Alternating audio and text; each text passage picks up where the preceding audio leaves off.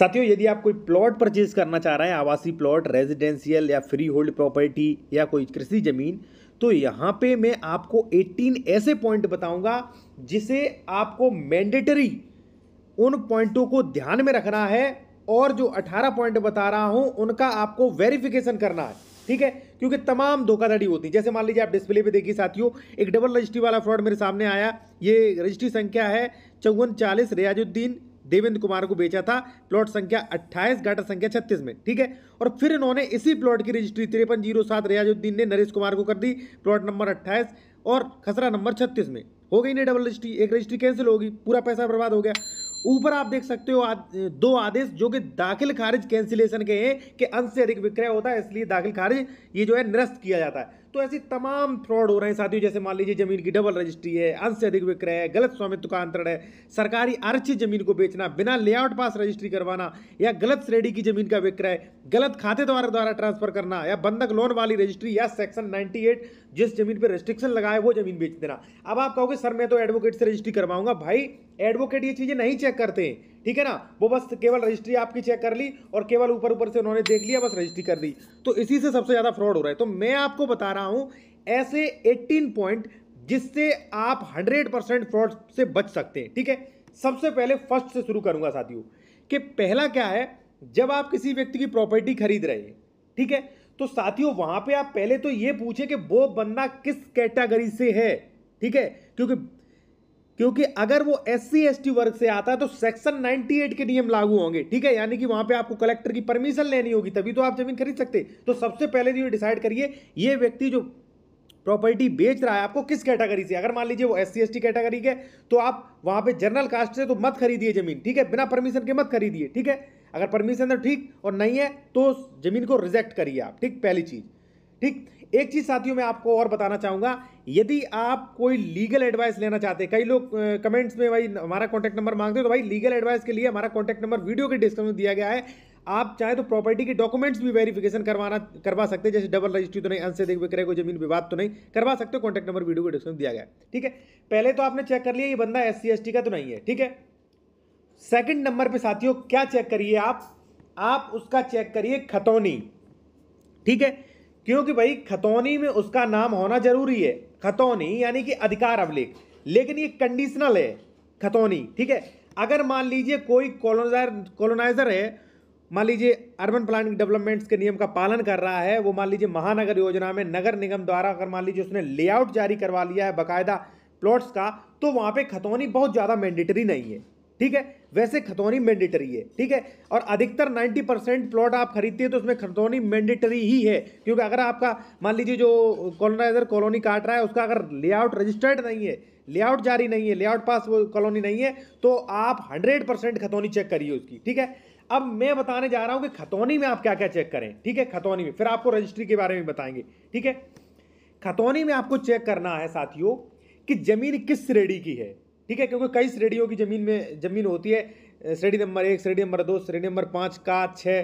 ठीक है, तमाम, और प्रत्येक श्रेणी नंबर की जमीन नहीं खरीदी जा सकती है, ध्यान रखना आप। ठीक है, तीसरा है साथियों कि जमीन जो है ट्रांसफेरेबल राइट्स वाली है कि नॉन ट्रांसफेरेबल राइट्स वाली है, ये आपको खतौनी से चेक करना है। ठीक है, चौथा जो है वो चेक करना है कि उसमें जो बंदा आपको रजिस्ट्री करेगा उसका नाम है कि नहीं, और उसका नाम और पिता का नाम पता एक्चुअल सही है कि नहीं, ये चीज आप चेक करिए। ठीक है, पांचवा कि विक्रेता का नाम खतौनी पर आया कैसे।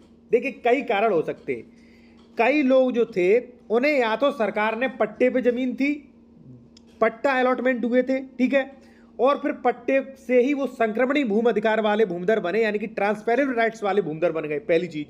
या उन्हें वसीयत से मिली होगी तो वसीयत होगा उनके पास। ठीक है, दाखिल खारिज का आदेश होगा। अगर उन्होंने खरीदी होगी तो उनके पास सेल डीड होगी और उसका आदेश होगा। अगर विरासतन प्राप्त हुई होगी तो उनका आदेश बाकायदा खतौनी में जो है मेंटेन होगा। ठीक है, ये चेक कर लीजिए आप। 6 नंबर पे आप चेक करिए साथियों कि विक्रेता यानी कि जो बंदा आपको बेच रहा है उसका इस खतौनी में कितना अंश है, जो कि बड़ी मुश्किल से निकलता है, क्योंकि कई सही खातेदारक हो सकते हैं, कई जुमला नंबर हो सकते हैं। ठीक है, तो वो डिसाइड करिए कि एक्चुअली इसका कितना अंश है। ठीक है, 6 नंबर।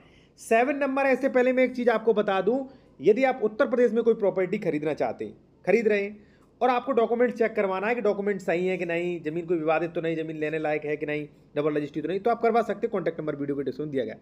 7वें नंबर पे आप क्या चेक करिए साथियों कि विक्रेता का कुल अंश कितना था और विक्रेता ने कितना अंश बेच लिया है। ठीक है, जितना अंश बेचा होगा उस पे जो है खतौनी में आदेश चढ़े होंगे कि कितना अंश उसने बेचा है। ठीक है, एक चीज मैं यहीं पे क्लियर करूंगा कि खतौनी से स्पष्ट नहीं होगा। ठीक है, वो आपको एक अलग चीज भी होगी, मैं एंड में बताऊंगा कि और कैसे क्लियर होगा। खतौनी से ये जरूरी नहीं कि 100% जानकारी सही हो, ठीक है ना, लेकिन जरूरी है खतौनी चेक करना। ठीक, 8वां आप क्या चेक करें कि अगर जमीन पैतृक नहीं है तो ट्रांसफर का जरिया क्या है वहां पे। ये पॉइंट मैं पहले ही क्लियर कर चुका हूं साथियों, दोबारा से हो रहा है ये पॉइंट, क्योंकि जैसे मान लीजिए खतौनी में आपने नाम देखा पैतृक नहीं है, तो जैसा कि मैंने बताया था रजिस्ट्री या गिफ्ट डीड या मान लीजिए वसीयत कैसे प्राप्त हुई वो आप चेक करें। ठीक है, और साथियों 9वें पॉइंट पर आप क्या चेक करें, खतौनी के सभी आदेश। यदि आपकी खतौनी में 40 कोर्ट के आदेश हैं तो उन 40 कोर्ट आदेश को समझिएगा, विस्तार से समझिएगा। ठीक है, और कैसे हुए क्या समझिए। नहीं समझ पाते तो एक अच्छे अधिवक्ता दिखाइए, आप चेक करवाइए। ठीक है, कोई स्टे का आदेश हो सकता है, कोई निरस्ती का आदेश हो सकता है, कोई केस चल रहा है, या मान लीजिए कोई बेचने पर रोक लगा दी है, ऐसे तमाम आदेश हो सकते, धारा 24 के आदेश हो सकते, धारा 116 117 के आदेश हो सकते। तो उन आदेशों को पढ़िए, समझिए कि एक्चुअली इस पर क्या चल रहा है। ठीक है, उसके बाद साथियों आप चेक करें कि इसमें ज़मीन जो है इसमें कोई बंधक तो नहीं है, किसी प्रकार की मतलब लोन वगैरह तो नहीं, वो भी खतौनी पे चेक हो जाता है। ठीक है, अब साथियों फिर 11 पॉइंट पे चेक करें कि इस गाटा संख्या पर कोई केस तो नहीं चल रहा है। ठीक है, स्वामित्व से लेकर या सरकार से ग्राम सभा बगाना मान लीजिए कोई भी ऐसा केस तो नहीं चल रहा जो भविष्य में इसे नुकसान पहुंचा सकता है। ठीक है, अब यहाँ पे खतौनी का पैटर्न खत्म हो जाता है। ठीक है, मान लीजिए आपने खतौनी देखी, खतौनी बिल्कुल सही है, ठीक है, उसका नाम भी है, फिर भी जमीन सही नहीं है। क्यों नहीं है वो भी आप जान लीजिए। कई बार क्या होता है, मान लीजिए साथियों कि खतौनी जो है वो आपने देखी, सारी चीजें सही हैं, ठीक है ना, लेकिन ऐसा भी हो सकता है कि उस खतौनी में, जैसे मान लीजिए मेरे नाम खतौनी है, मैंने आपको जमीन की रजिस्ट्री कर दी, ठीक है, एक प्लॉट की, आपने दाखिल खारिज नहीं करवाया। जब आपने दाखिल खारिज नहीं करवाया तो आपका नाम, मेरा नाम कटा नहीं, आपका नाम वहाँ पे शो नहीं हुआ, आदेश नहीं हुआ। तो मैंने खतौनी दिखाया, खतौनी सही है, लेकिन पता चलेगा कि रजिस्ट्री में करा चुका हूँ आपको। तो जरूरी नहीं है कि खतौनी से जो जमीन देख ली वो बिल्कुल सही हो। अब आप मैच करिए रजिस्ट्री से। ठीक, वो आप कैसे करेंगे, फिर आपको लेनी है साथियों रजिस्ट्री। ठीक है, मान लीजिए किसी ने खरीदा है तो रजिस्ट्री, और किसी ने मान लीजिए दान में लिया है तो दान पत्र। 90% केसेस जो है खरीदने या दान पत्र वाले होते हैं, तो रजिस्ट्री भी उनकी लीजिए। जो प्रॉपर्टी डीलर, जो बिल्डर, जो भी मान लीजिए बिल्डर है, वो आपको जमीन बेच रहा है, उससे कहिए भाई ये जमीन अगर आपने खरीदी है तो इसकी रजिस्ट्रियाँ कहाँ हैं। ठीक है, और जितनी भी जमीन खरीदी उसका हमें पूरा प्रूफ दीजिए, कितनी बार में आपने जमीन खरीदी है। ठीक है ना, वो आप रजिस्ट्रियाँ मांगें। ठीक है, कितना खरीदा, रजिस्ट्री में आप ये चेक करें इसने कितना खरीदा है। ठीक है, वो चेक कर लिया आपने, और खतौनी में कितना है, खतौनी में इसका दाखिल खारिज, रजिस्ट्री जो खरीदी है उस रजिस्ट्री का दाखिल खारिज हुआ कि नहीं। ठीक, 13वें नंबर पे क्या देखना है साथियों कि विक्रेता ने कितनी जमीन की रजिस्ट्री कर दी। ठीक है, आपने रजिस्ट्री ले ली, खतौनी देख ली, खतौनी में दाखिल खारिज से जरूरी नहीं सही पता चले, फिर आपको रजिस्ट्री से पूरा विवरण निकलवाना है कि इसने इस घाटे में कितनी रजिस्ट्रियां की हैं। आप ऑनलाइन भी निकलवा सकते हैं, आप मेरे द्वारा भी निकलवा सकते हैं, हमारा कॉन्टैक्ट नंबर वीडियो के डिस्क्रिप्शन में दिया गया है। ठीक है, आप रजिस्ट्री ऑफिस से भी निकलवा सकते हैं। ठीक है, लेकिन जब आप रजिस्ट्री ऑफिस जाएंगे तो थोड़ा भागदौड़ अधिक होती है, और वहाँ पे रजिस्ट्री ऑफिस वाले निकाल के दे देते हैं लेकिन आपका चेक नहीं करते हैं। ठीक है, लेकिन मेरे द्वारा आप निकलवाओगे तो हम चेक भी उसे करके दे देते हैं। ठीक है साथियों, अब आपने पता कर लिया कि इस व्यक्ति ने 1000 वर्ग मीटर खरीदी थी, इसमें से 800 वर्ग मीटर की रजिस्ट्रियां कर दी। ठीक, अब नेक्स्ट पॉइंट जो है वो है साथ, देखिए 14 पॉइंट में आपको क्या देखना है कि विक्रेता के साथ डबल रजिस्ट्री वाला फ्रॉड तो नहीं हुआ है। इसीलिए हम कहते हैं कि भाई रजिस्ट्री जो आप देख रहे हैं उसका दाखिल खारिज देख ली। कई बार क्या होता है, जैसे मान लीजिए भाई आप मेरा चेक कर रहे हो, ठीक है ना, कि मैंने तो डबल रजिस्ट्री तो नहीं कर दी है, लेकिन आप ये भी चेक करिए कि मेरे साथ कोई फ्रॉड तो नहीं हो गया है, पता चले मेरे साथ धोखाधड़ी है, अब वो मैं ज़मीन किसी भी कीमत पर निकालना चाह रहा हूँ, तो उसका तो देखिए कि इसने कहीं किसी को बेच तो नहीं दिया है पहले। फिर ये भी चेक करिए कि भाई जो विक्रेता हमें बेच रहा है इसने ऐसा तो नहीं कि डबल रजिस्ट्री वाली ज़मीन खरीद ली हो। ठीक है ना, ये चेक करिए। ठीक है ना, अब साथियों क्या है 15वां पॉइंट कि प्लॉट नंबर मिलान, उस प्लॉट की कहीं, जैसे मान लीजिए आप, कई बार क्या होता है कॉलोनाइजर कई प्लॉट के नेम रख देते हैं, तो जो भी आप प्लॉट खरीद रहे हो उसका भी मिलान करिए कि इस प्लॉट की पहले रजिस्ट्री तो नहीं हो चुकी है। ठीक है, उसके बाद साथियों आप क्या करिए, अंश से अधिक विक्रय तो नहीं किया गया है। 16वें पॉइंट पे आप ऐसे चेक करिए, ठीक है, अंश से अधिक विक्रय तो नहीं। देखिए अंश से अधिक कैसे विक्रय, कई बार मैंने देखा, कई बार नहीं, मैंने एक गौतम बुद्ध नगर का रिकॉर्ड चेक किया था, वहाँ पे जो कॉलोनाइजर था उसने 2 रजिस्ट्रियाँ कराई थी, एक 1600 और एक जो कराई थी वो 2400 वर्ग मीटर की, ठीक है। तो कुल लगभग हो रहा था ऐसा ही लगभग 4200 वर्ग मीटर, लेकिन साथियों उसने 5000 वर्ग मीटर जमीन बेच दी थी, ठीक है। और जब मैंने देखा तो 42 रजिस्ट्रियाँ उसने की थी, 42 रजिस्ट्रियों का मुझे पूरा डाटा निकालना पड़ा, उनका कैलकुलेशन करना पड़ा, तब पता जाके चला कि भाई ये अंश से अधिक विक्रियाँ रजिस्ट्रियाँ हो रही है, जो कि बिल्कुल इलीगल है, ठीक है। तो ये भी आप चेक करिए, ठीक है। अब साथियों है 17 कि आप जो प्लॉट खरीद रहे हैं कोशिश करिए कि उस प्लॉट का लेआउट जारी हो, रजिस्टर्ड हो लेआउट, ठीक है, और अर्बन प्लानिंग डेवलपमेंट्स के नियम का पालन किया गया हो। वो जमीन मास्टर प्लान में तो नहीं, मास्टर प्लान या कहीं भी है तो लेआउट आप जरूर चेक करिएगा, ठीक है। वैसे अधिकतर देखा जाए तो 90% जो उत्तर प्रदेश में कॉलोनियाँ है, मान लीजिए भारत में कॉलोनियाँ जो भी प्लॉटिंग हो रही है वो 90% बिना लेआउट के हो रही है, ठीक है। तो कम से कम भाई 143 सेक्शन 80 तो आप चेक करिएगा कि इसका आबादी घोषित हुआ है कि नहीं, ठीक है।